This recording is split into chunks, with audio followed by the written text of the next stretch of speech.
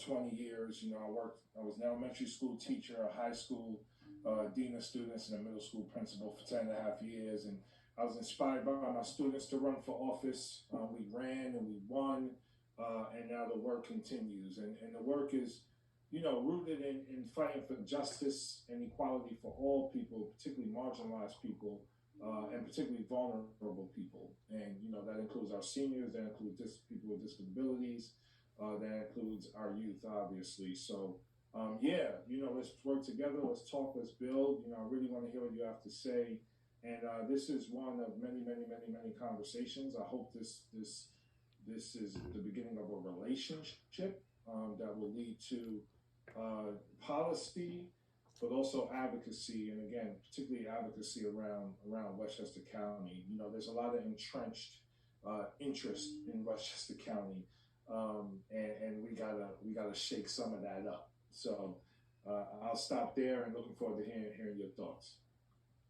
Right, the floor is yours, Anusha. Hello, my name is Anusha Bash, and I am an 11-year-old insect advocate.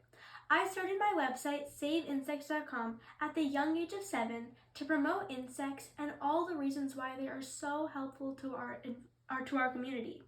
As a middle schooler, I would love to get your feedback on 5 topics. My first topic is how to solve the critical decline in the insect population, which is affecting our food chain. My second topic is how to solve world hunger through insects. My third topic is how to promote more mass transportation, which is better for the climate. My fourth topic is the support for use of artificial intelligence for animal husbandry to reduce food wastage. And my fifth topic is about biofuels. So my first topic is really related to my website, and it is how to solve the critical decline in the insect population. Insects are on a 41% decline, which is a horrible thing because insects are the base of our food chain. Not only do they pollinate 70% of our crops and 80% of our flowers, they also feed small animals, which result up in feeding all the apex predators. I would love to get your thoughts on how Congress can be involved in establishing pollinator pathways by creating living greenways. Now you may be asking, what is a living greenway? A living greenway is an insect garden that is specifically tailored for all insects to live in. It promotes native plants, which helps more native insects thrive. I have been advocating living greenways through my websites, livinggreenways.com and Save Insects, but I've only had limited success. Can you tell me your thoughts on how Congress can be involved with insect conservation and pollinator pathways by growing living greenways? So my first response is I have no idea how Congress can be involved because this is a topic I'm not that familiar with. So what's really going to be important is for my office to engage with you so you can educate us on this topic a lot more.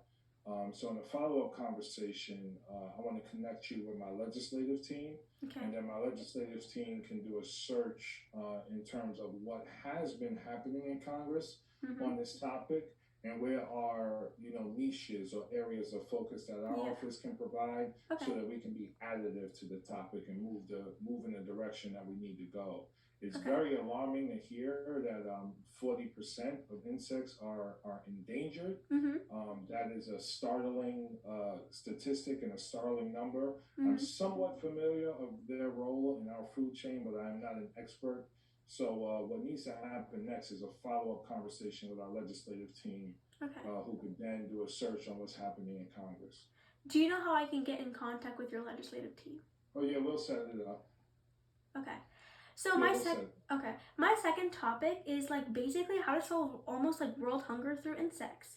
So the use of edible insects. In the world, over 821 million people are left unfed almost every day. I am amazed how insects not only give the nutrition values, they also require much less food and water than livestock or plants need. As an example, with 20 pounds of grass, 2 pounds of beef, 8 pounds of pork, and 10 pounds of chicken can be fed. On the other hand, 20 pounds of locusts can be raised, and those 20 pounds will multiply 6 times and end up giving 120 pounds of locust food. I would love to get your thoughts on how Congress can be involved to provide subsidies for insect farms, because when it comes to eating insects, you want to make sure that the insects are raised in a safe environment so that they are clean and fresh and they're able to be eaten. Well, first I need to look at if any other member of Congress is working on legislation in this area. It seems like someone is, but I'm not quite sure. Again, this is another follow-up with my LEDS team. But this is a critical issue, particularly in this moment, because famine is rampant in parts of the world, and it's even here in the United States. And the issue of the climate catastrophe that we're living in, is contributing further to the famine. So this is absolutely something that is a priority and top of mind considering what's happening globally. And the thing about famine, as we all know, it leads to scarcity of food, which leads to more conflict, which leads to both war and mass migration. So solving this problem via insects and other means is obviously critical. So add this to the list of what we need to discuss with the LEDS team. Okay.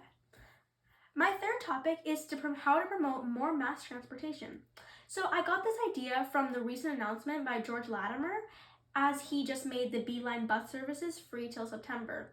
I really like that idea, and I would like to see how the bus and train services can be made free or discounted for middle and high school students.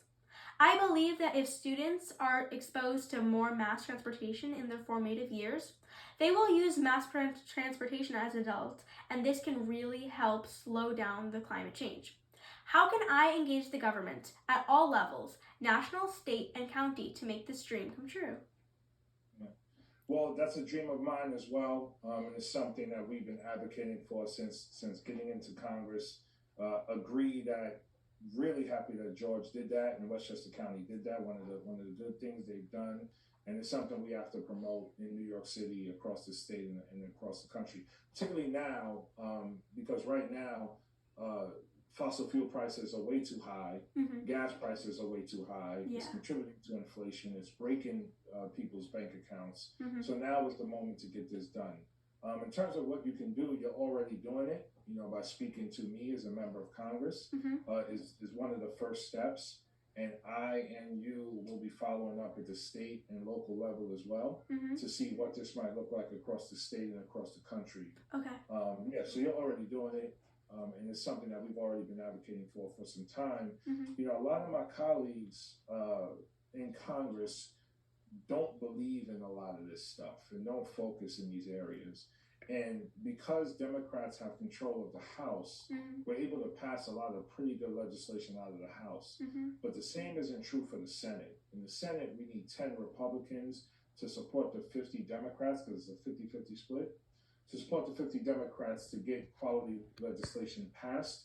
And even if we can't get 10, we could end something called a filibuster, and all we would need is 51 with the VP's vote to pass quality legislation. We're not there yet, where either of those things are happening, which is why we're doing a lot of organizing across the country.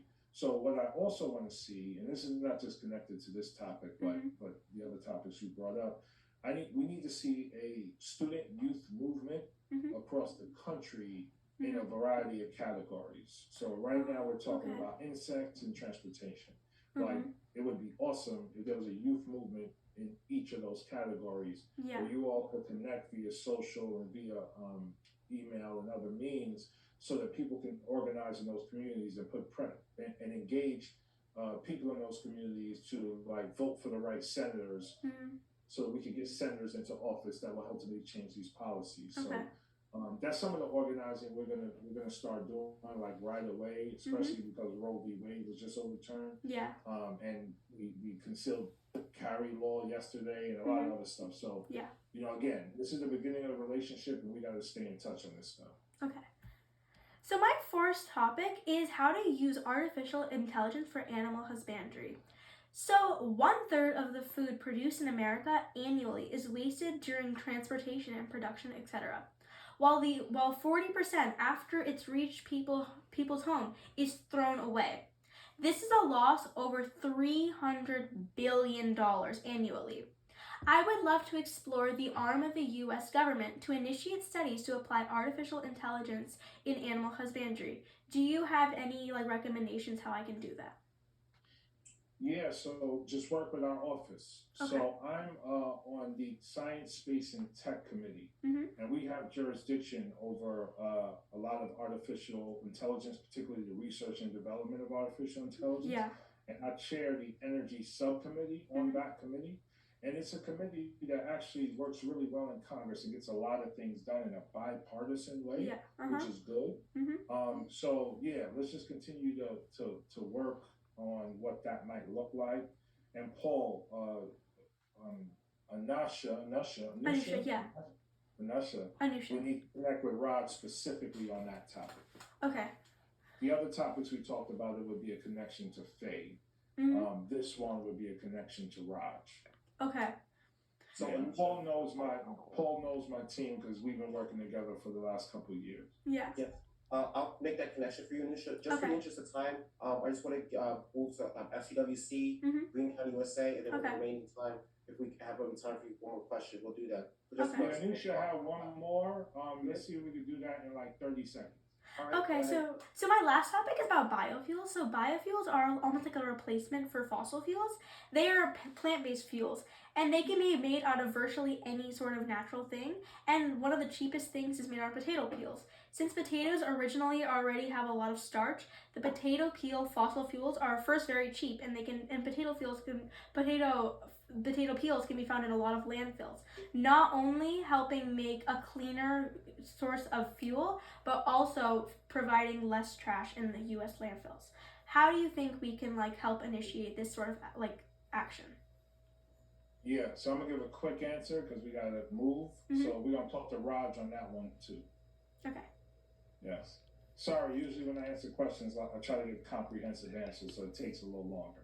But we'll follow up with Raj on that. Okay, thank you so much. It's another great idea that we've been working on indirectly as well. Thank you for that.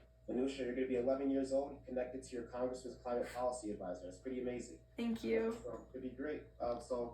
Next we'll go Federated Conservationist, Marissa.